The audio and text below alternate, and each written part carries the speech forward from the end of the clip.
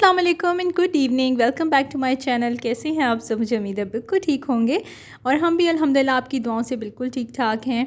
और मौसम थोड़ा थोड़ा चेंज हो रहा है तो बहुत मज़ा आता है। आजकल बड़ी प्यारी सी हल्की हल्की सी हवा चल पड़ती है।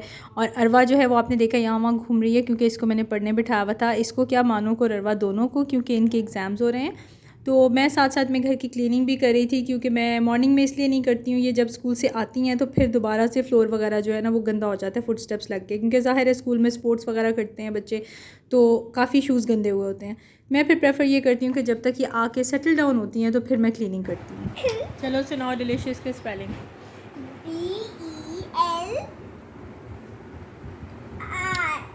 ये देखो चीटी करी है ना, ये देखो चीटी करी है।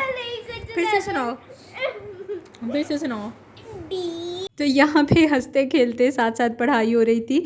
और बच्चों को जो है, मेरा अपना जो एक तरीका है पढ़ाने का, वो ये है कि मैं बच्चों के ऊपर बिल्कुल प्रेशर नहीं डालती कि आपने फुल मार्क्स लेने हैं, आपने टॉप करना है। मेरा मानना ये है कि बच्चे जो पढ़ते हैं वो उनको आना चाहिए, उनका कॉन्सेप्ट क्लियर होना चाहिए। रट्टे मार के सिर्फ किताबों के कॉपियों के तो मार्क्स जो लेने होते हैं वो मुझे नहीं चाहिए। तो इसलिए मुझे थोड़ा सा एक्स्ट्रा टाइम लगता है जब भी मैं इनको प्रिपरेशन करवा रही होती हूँ, क्योंकि मैं साथ साथ थॉरली इनको इनका जो सब्जेक्ट्स हैं वो भी एक्सप्लेन करती हूँ। तो वाइल बच्चे पढ़े थे, मैंने सोचा मैं आपके साथ शेयर करूँ। ये मैंने नई लॉन्ड्री बास्केट ली है, अच्छी है, बस इसका ये है कि ऊपर से कवर फ्लैप नहीं है, बट ये बहुत अच्छी है। मतलब एक तो ज़रा थोड़ी सी डिफरेंट चीज़ हो गई है, पहले यहाँ पे वो पड़ी होती थी फेरीज़ वाली, और दूसरा है भी बड़ी पायदार सी है। और ये मेरे बर्तन बहुत गंदे हुए हैं, मैं सोच रही हूँ कि आजकल मैं कोई टाइम निकालूँ और मैं इनको साफ़ करके रीअरेंज करूँ, क्योंकि आगे जब विंटर स्टार्ट हो जाना है तो फिर तो मैं इतनी लेज़ी हो जाती हूँ कि मेरा कोई भी एक्स्ट्रा काम करने का बिल्कुल दिल नहीं करता। तो ये बच्चों के लिए मैं थोड़े से स्नैक्स बना रही थी, वही ब्रेड पिज़्ज़ा, ये शौक़ से खाती हैं, इनको बहुत ज़्यादा पसंद है। कोई भी चीज़ जो है ना जिसमें आप चीज़ यूज़ कर लेते हैं, कोई भी ऐसा स्नैक, वो इनको बहुत पसंद है। तो पिज़्ज़ा टाइप का स्टफ़ जो है ना वो तो किसी भी हाल में इनको कबूल हो जाता है, कि चाहे वो ब्रेड पे हो, चाहे वो बन्स पे हो, या इवन कई दफ़ा ये जो पीटा मिलती हैं मार्केट से, अगर मेरे पास वो पड़ी हो तो मैं उनके ऊपर इनको चीज़ें लगा के तो बना देती हूँ। तो ये हर किस्म की चीज़ बच्चे खा लेते हैं। लेकिन ये है कि ये थोड़ी बहुत वो चीज़ें हैं जो जिनसे आपको बच्चों को बाहर ले जाके उन्हें कुछ ना कुछ खिलाने की हैसल से आप बच जाते हैं। तो एटलीस्ट घर में बन जाता है, आपको पता होता है कि अच्छी साफ़ सुथरी चीज़ है, प्लस कॉस्ट भी इतनी ज़्यादा नहीं आती है। तो ये यहाँ पे बच्चों के लिए जो है ना वो मैंने रख दिया था। अब मैं बनाने लगी हूँ तवा कीमा। आज का प्रोग्राम ये था हमारा कि हम तवा कीमा घर पे बनाएंगे खा पी के। उसके बाद जो है वो थोड़ा बहुत हमने बाहर निकलना था, वैसे ही जस्ट फॉर फन, क्योंकि बच्चे जब लगातार पेपर हो रहे होते हैं, बिना छुट्टी के हो रहे होते हैं, तो थोड़े से ना तंग हो जाते हैं। तो जब फिर इनकी तैयारी जल्दी ख़त्म हो जाती है और अभी इनके सोने में काफ़ी टाइम होता है, तो फिर मैं इनको थोड़ा सा लेके बाहर चली जाती हूँ, क्योंकि मैं एग्ज़ाम्स को या ये जो बच्चों के टेस्ट आते हैं इनको मैं उनके सर पे फैंटम्स बना के कभी भी सवार नहीं करती कि बच्चे जो हैं वो उनसे हॉन्ट होना शुरू हो जाए। तो बहरहाल यहाँ पे मैंने प्याज लिए, तवे पे ऑयल में प्याज थोड़े से हल्के से नरम करके उसमें मैंने कीमा डाल दिया, और कीमे को जब कलर चेंज हुआ तो मैंने उसके अंदर सॉल्ट और हल्दी डाल दिया और फिर पानी डाल के इसे पकने छोड़ दिया। बेसिकली ये मेरी अपनी दरियाफ्त करदा रेसिपी है, मुझे नहीं पता इंटरनेट पे ऐसी कोई रेसिपी और अवेलेबल है या नहीं है, मैंने सर्च भी नहीं किया। बट ऐसा था कि कीमा पड़ा था और मेरा मूड नहीं हो रहा था कि उसे कोई किसी चीज़ में डाल के बनाऊँ, तो मैंने ये चीज़ ट्राई की और ये बहुत पसंद आई आसिफ़ को, तो मैंने कहा फिर आपके साथ मैं शेयर कर लेती हूँ। मैंने इसके ऊपर फिर डाला अदरक लहसुन का पेस्ट और कटी हुई हरी मिर्च। अभी तक मैंने इसके अंदर लाल मिर्च किसी किस्म की ना तो पिसी हुई ना कुटी हुई मैंने नहीं डाली।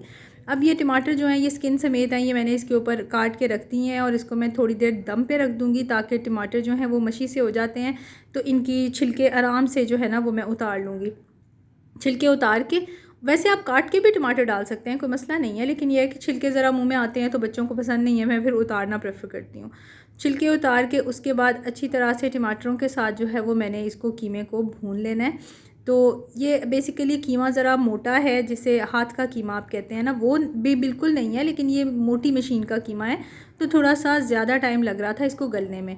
तो अगर आपके पास बिल्कुल जो पतला वाला कीमा होता है वो वाला आप यूज़ कर रहे हैं तो वो तो बहुत जल्दी गल जाता है, तो आप उसको जल्दी भी कुक कर सकते हैं।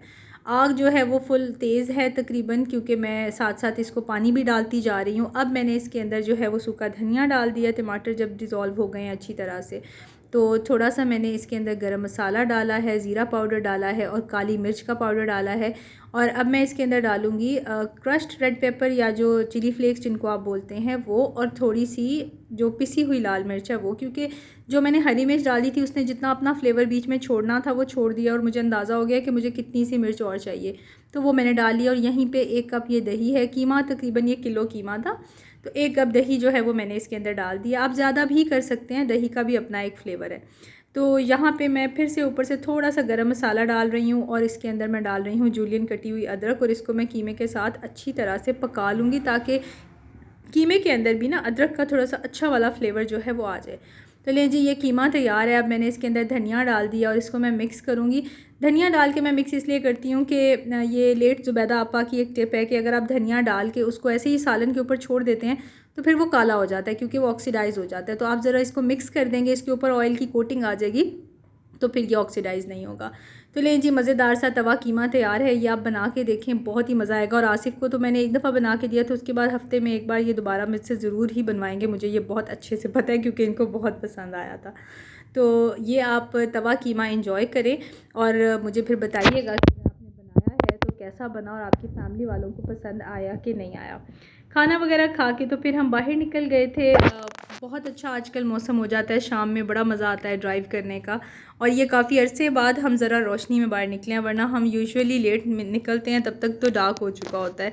तो हम लोग सारी बड़ा एंजॉय कर रहे तो कह रहे थे कि लीमू काट के ना आप कमरे में रखें और उसके ऊपर 2 लौंग लगा दें। ये कह कौन रहा था? ये वाले तरीके आपको, ये डेंगू से बचने के तरीके बताए वो डेंगू ना डरता है, सूंड उसको ना सूंड लगेगी। ये कौन सी सूंड होती है? डेंगू हो गया या एलिफेंट हो गया जिसकी सूंड हाँ, है? उसकी है ना, तो उसको सूंड से नफरत है ना डेंगू को, तो 2 लौंग लगा के अपने रूम में रख लें, तो वो जब डेंगू आएगा तो उसको लगेगी सूंड है, तो वो भाग जाएगा। सूंड कौन सी होती है? जैसे वो एलिफेंट की होती है। अच्छा, लेमन के ऊपर लौंग लगे हुए तो उसकी एलिफेंट की सूंड बन जाएगी। हाँ, उसको ये नजर आएगा। ये जो है ना, ये क्या डॉक्टर है आप? कौन से वाले डॉक्टर है? हकीम आसिफ खान के मशवरे सुन लें जरा। इंजीनियर हकीम नहीं, आसिफ खान। इंजीनियर नहीं, सिर्फ हकीम आसिफ खान ये डेंगू से बचने के मशवरे बता रहे हैं। नहीं, लीमू सबसे बेहतरीन है, मान लिया करेंगे घर में आपके पास मॉस्किटो नहीं है ना, मॉस्किटो लोशन, तो वो यार लीमू का डेंगू का क्या लिंक है? हाँ, बताया है ना। तो जनाब, हम बाहर आए और अरबा बिरयानी ना खाए, ये तो हो ही नहीं सकता। वैसे इसको मिर्च वाली कोई चीज़ पसंद नहीं है, लेकिन बाहर से इसने मिर्च वाली बिरयानी ज़रूर खानी होती है। तो एनीवेज़, अब बच्चे रात को, ये तकरीबन 9:30-10 बजे का टाइम है, इन्हें फिर से भूख लग गई है। फिर से ये मुझसे चीज़ वाले वो चीज़ बॉम्ब्स मांग रही थी, तो मैंने फिर इनको मना किया था। इन्हें मैंने कहा था कि आप आज का जो जितना आपका कोटा था ना चीज़ का वो आप खा चुके हो। तो फिर हमारा जो है इत्तेफाक हुआ कि ये एग सैंडविचेस खाएंगी। तो बहरहाल जी, मुझे उम्मीद है आपको ये व्लॉग अच्छा लगा होगा। बस छोटी मोटी हल्की फुल्की सी बातें होती हैं, सादा सी हमारी ज़िंदगी आपके साथ शेयर कर लेती हूँ। लाइक और सब्सक्राइब कर दिया करें ताकि मुझे सपोर्ट मिलती रहे। अंटिल नेक्स्ट टाइम, अपना ढेर सारा ख्याल रखिएगा। अल्लाह हाफिज़।